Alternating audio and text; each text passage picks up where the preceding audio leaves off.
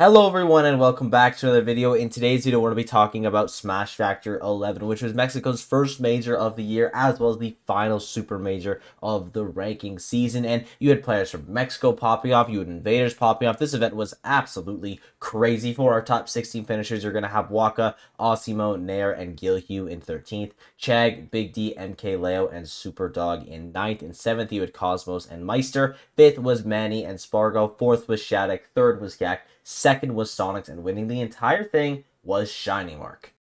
So first things first, let's talk about top 8 seeds that did not get into the top 8. The first two are going to be Light and Tweak, fairly self-explanatory. They didn't show up, so obviously they didn't get top 8. Then you're going to have Gluttony. He ends up getting 25th, makes it to day 2, but doesn't manage to take a game, losing both 3-0 to Capitancito and Andres Fan. I was definitely surprised by the Capitancito loss, just considering that I think Warrior was pretty well into Me Gunner, and Gluttony has so much experience in the Samus matchup. Now, obviously the characters aren't one for one, but the basics of Me Gunner and the basics of Samus are going to be the same. But whatever little tricks Capitancito had, they clearly caught Gluto off guard, because he ends up winning that one 3-0, which is super impressive. And Andres Fan has beaten Gluttony before. This is nothing crazy, but it has been quite some time since Andres Fan was able to get that dub, so massive props to him for that one. And it's going to be a pretty weak end of the season for Gluttony, and to be honest, he hasn't really had an amazing season. He has some really strong strengths, specifically in the Japan trip, where he was able to get that major win at Altcore, as well as a 3rd place at Lumabor. He could potentially still be a top 10 player by the time the dust settles, but it's going to be pretty difficult for him to maintain that spot. You're also going to have Zomba finishing in 17th place. He's going to end up losing to Leo in the winner's side and Big D in the loser's side. And he has won his last encounter versus both of those players, so you would have expected him to come out on top, but he just doesn't this time around. And I think he's in a similar situation to Gluttony, where he is going to be in contention for that top 10. He's got some really good tournaments, most notably 2nd place at Patchwork and that massive win at Genesis. But he does have a couple inconsistencies here and there, this tournament being included for that. So we're just going to have to wait and see where is he actually placed, but I wouldn't be surprised if he just managed to get into that top 10 despite it being so competitive this season. And the final top 8 seed who did not get into the top 8 is going to be Osimo. He ends up getting 13th place, losing to Gilhue as he gets into the top 64, but gets a couple good wins, most notably over Siski and Capitancito before falling to Spargo. And Spargo's a tough draw for Osimo to get. I mean, it's a tough draw for anyone to get, but especially for Osimo. He doesn't have a great head-to-head there, does manage to take a game, but ultimately falls. And I should mention that you also have Siski finishing in 33rd, losing to Nair in the winner's side, and then, as I just mentioned, Osimo in the loser's side. And you have Mudace finishing in 49th, losing to Manny in the winner's side, and losing to Duplex, the Donkey Kong player, in the loser's side. So massive shoutouts to Duplex for that upset. I actually think Donkey Kong does decent versus Peach. Like, I could see that matchup low-key being even though Peach hits you incredibly hard. Donkey Kong is actually able to play neutral, and his advantage state is normal, and the disadvantage state isn't honestly that bad compared to most characters, so it makes sense that Duplex was able to get that win. But regardless, you still have to beat a player of Mudace's caliber, so huge props to him for that upset.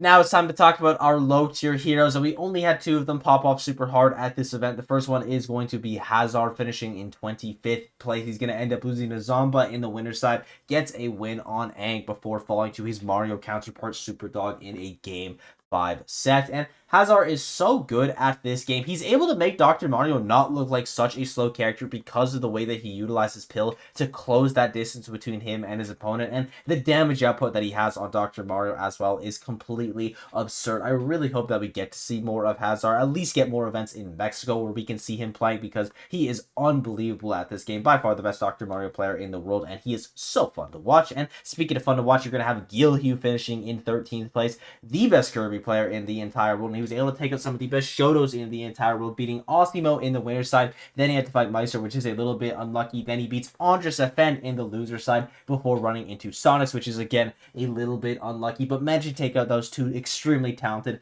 FGC players. And I talked about this a little bit in my prediction video for this tournament, but Kirby versus the FGC characters honestly isn't that bad, because they aren't able to rush Kirby down in the air, and the big weakness of Kirby is going to be his mobility. His actual buttons themselves aren't that bad, so when you have a matchup like the FGC characters where Kirby is able to scrap with you up close and personal, he doesn't have to worry about his lackluster aerial mobility, you are going to see him thrive. And Gilhue had such crazy damage output, crazy combos. He was just doing some unbelievable stuff that I have literally never seen before. And to be fair, I ain't watching that much Kirby gameplay, but still massive props to him for the insane run.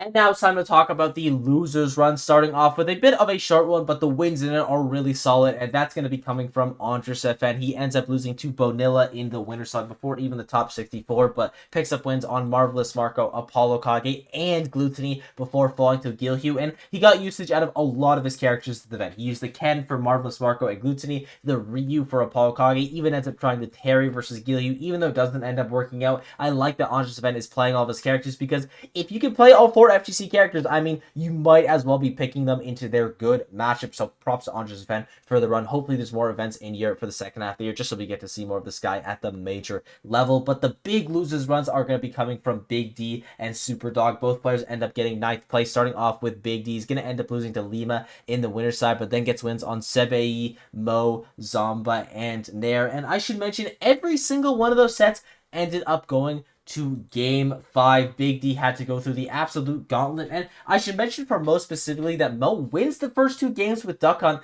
and then goes Greninja for the last 3, ends up losing every single one of them. I don't know what's up with that. Maybe he just really thought the Greninja could do it, but regardless, huge props to Big D for the run. Ends up losing to Cosmos to actually get into that top 8 qualifier, but Ices versus Aegis is a very, very difficult matchup. Despite that, though, Big D manages to take it all the way to game 5, so just massive props to him for the run. He really picked it up towards the end of the season, but I would say the best losers run would be coming in from Superdog, who absolutely popped off. They end up losing before the top 64 even to Aqua, and then end up getting wins on, and this is all in a row, who Alandis, Hazard, Lima, and Waka before falling to Meister for that top 8 qualifier, but manages to take a game in that set despite the matchup being miserable. And honestly, Superdog was playing incredibly at this event. We didn't get to see a ton of them just because the majority of his sets, I mean most of his sets, are going to be in the losers bracket, but from what we did see, he really, really looked phenomenal. I hope this is a player that we get to see travel more, or just get to see highlighted more at these Mexican events, because he was just so impressive. Editing for Pluck, I really quickly just want to give a shout out to Chag as well. He was able to get wins on Litton and Waka before falling to SHADIC and SONIX for 9th place, 2 of the toughest opponents that this tournament had to offer. And we saw some great counterpicking out of Chag as well. This event specifically in this set versus Litton, where it was Greninja Incineroar versus Palutena Min just going back and forth between the characters. Those are my favorite sets to watch, so shout out to Chag and Litton for actually supplying that for me. And I just wanted to give him a little bit of credit, because Chag hasn't been able to travel recently, so people have kind of forgotten how good he is at this game, but he's still one of the best Palutena players in the world and definitely deserves your attention. And the last thing that I want to mention before we move on to the top 8 is just shoutouts to Mr. R and Meister for playing one of my favorite sets of the entire tournament. It was an absolute banger. And if there's any players that I left out and you're curious about how they did, just leave a comment down below and I'll be sure to tell you how their run was. But now it's time to get into the top 8. So let's talk about our 7th place finishers, which are Meister and Cosmo. Starting off with Meister, he's going to pick up wins on Mr. R and Gilhu before falling to SHINYMARK. Beat Super Dog, but then has to face Spargo in the top 8, and y'all can probably guess how that went. Both as a character matchup, but also a player matchup. That is just a very rough one for Meister, and he ends up taking SHINYMARK to game 5, which is pretty impressive, especially considering that SHINYMARK ends up winning the event. But that is Pikachu's worst matchup by far, and it is one that Meister probably should be winning. It's just very clear that SHINYMARK has put a ton of time into that matchup. He's made so many little adjustments against Game & Watch specifically, so Meister's going to have to make a couple corrections there, but I honestly wouldn't be surprised that if the next time SHINYMARK and Meister play, Meister managed to come out on top. And he's had an amazing season. I feel like he's had a bit of a quieter season compared to some of these other people, but Meister is someone that should be in consideration for your top 10. He's been incredibly consistent, and even though he doesn't have as many high peaks as some other players in that top 10, he also doesn't really have any of those lows. And aside him, in 7th place is going to be Cosmos, finally getting top 8 at a major event. This is going to be his first one of 2024 after so many 9th places. He's going to pick up wins on MK, Big Boss, and Spargo in one of the best sets of the tournament. Ends up going to game 5, but Clutch Most prevails, gets him to that top 8 qualifier. Does end up falling to GACKT. He has had some trouble with Pass in the nest before, most notably losing to Syrup as well, but beats Big D to get into that top 8. It ends up going game 5 just because Cosmos didn't know that the solution to beating Ice Climbers is just Pyrocide me over and over and over again. It literally invalidates the matchup, but he ends up doing it the hard way with MAISTER, still comes out on top, and once in that top 8, he does have the misfortune of playing SONIX. Manages to take it to game 5, which all things considered is pretty impressive, but SONIX is just so good at the Aegis matchup that he does close it out. But this is an amazing placement for Cosmos. He has been so close time and time again, and the fact that he is able to get it at the last event of the season is such a good feeling, and I think going into the second half of the year, he is going to be insanely good.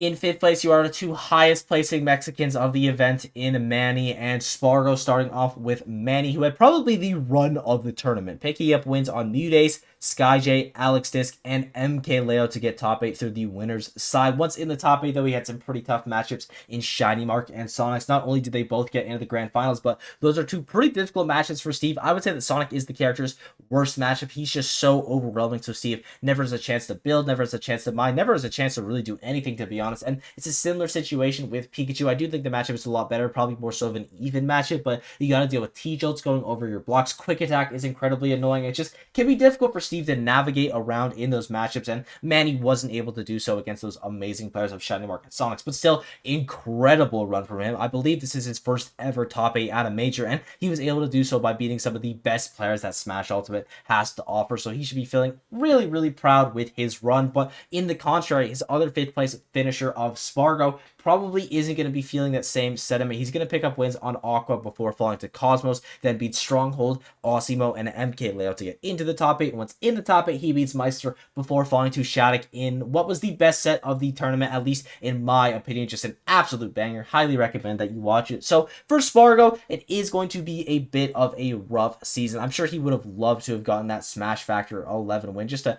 end it on a nice note. And 5th place isn't bad by any means, but he's going to be ranked somewhere in that like 8 to 6 range. Maybe he gets into that top 5, which obviously isn't something that he is going to be looking for. We all know that he is way better than that, and hopefully he has the right mental going into the second half of the year. This isn't the event that he wanted it to be, but it wasn't a terrible event by any means.